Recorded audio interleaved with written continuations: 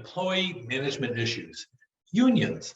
Do unions represent the interest of the employees all the time? Does management care about the employees whatsoever? Let's talk about the issues because that is at the core of this entire chapter. Management's responsibility is to produce a profit, and sometimes that means making hard decisions. It's not always popular with employees.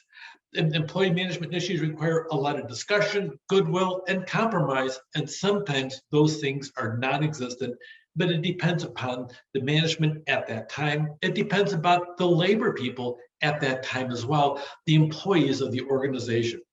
Really, a union's main goal is to represent the members in employee management bargaining over job-related issues. That being said, typically a union's going to sit down, they organize themselves, they sit down and they elect officers. The officers go and negotiate on behalf of all the employees, whether it's 5 employees, 50, or 5,000. So really the union leadership is supposed to represent them in contract negotiations, but also on other parts that they negotiate in a thing called the collective bargaining agreement.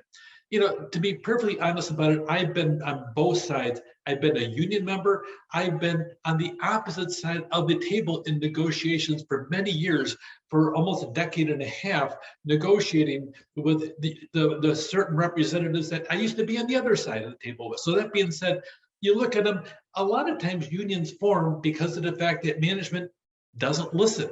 So that being said, the unions have had a huge historical past, but really a lot of people point to them as saying they're in decline now because the simple fact is that the number of union members, the percentage of the American workforce is declining, not just a little bit, by an awful lot.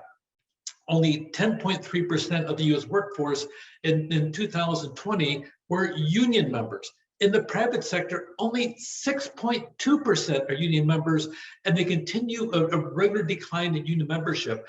And then the public sector really is the big area where unions thrive. So 33% of all public employees are unionized, 5 times more than private sector workers. So you really have this balance. Public sector, private sector, one's down, one's up. You have the whole thing, but at the end of the day, it's only 10% of all employees are union members. So really, it is a smaller number than it used to be in years past. Some of it's technology. If you go back, there was a huge need for unions to exist once upon a time.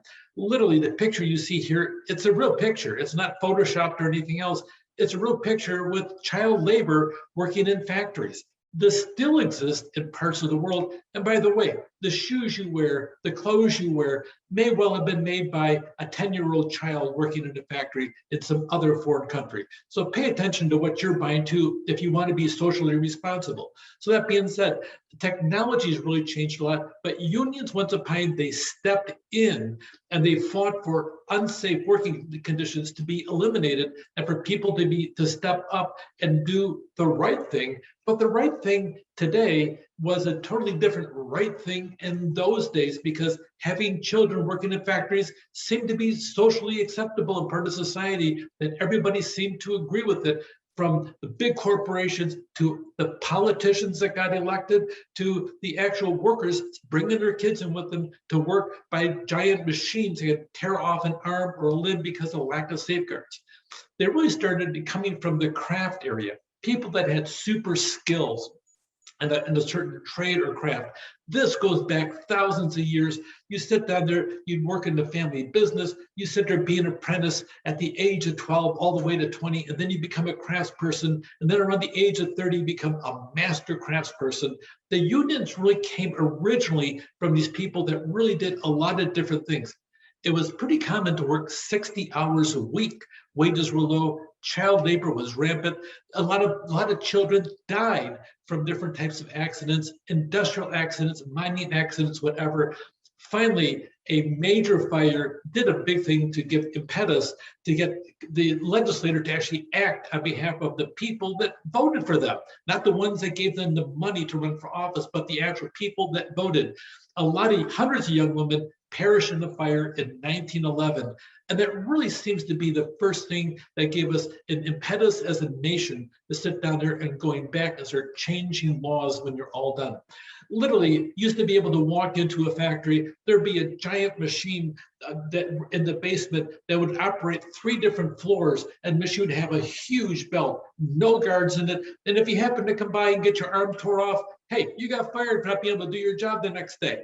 They really didn't have any workers' compensation. You lose your arm, you're out of a job, and the company wasn't responsible. That actually was how it was often.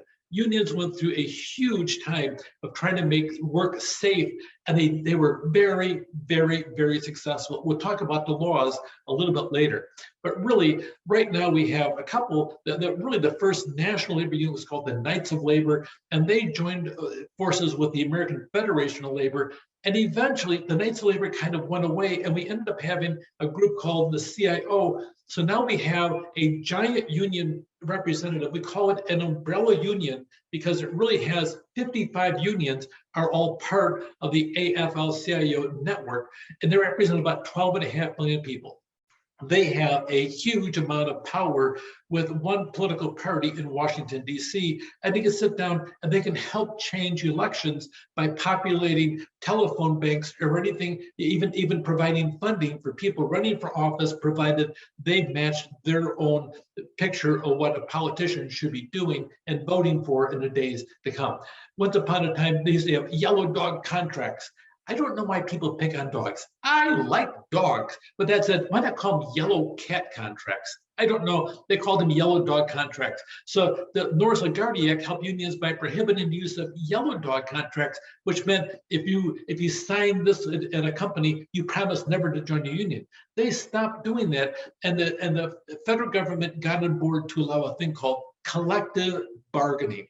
They passed a rule saying you can bargain on 3 specific areas: wages, hours, and working conditions. Put those in your notes, because if you ever work with a union, no matter what happens, wages, hours, and working conditions are always, each and every single time, subject to negotiations between management and the labor union that's representing them. So it's called collective bargaining, and that's where you get together and actually talk about the contract, working conditions, and the wages by the time you're all done. Unions have their roots in the early 1700s through the 1900s. AFL-CIO is an umbrella union and the largest. Unions engage in employer-employee relations, and collective bargaining is a major function of unions. Know these 4 things. It may not affect you today, but somewhere along your career pathway, you may encounter working with, for, or maybe even against a union in days to come. Take care.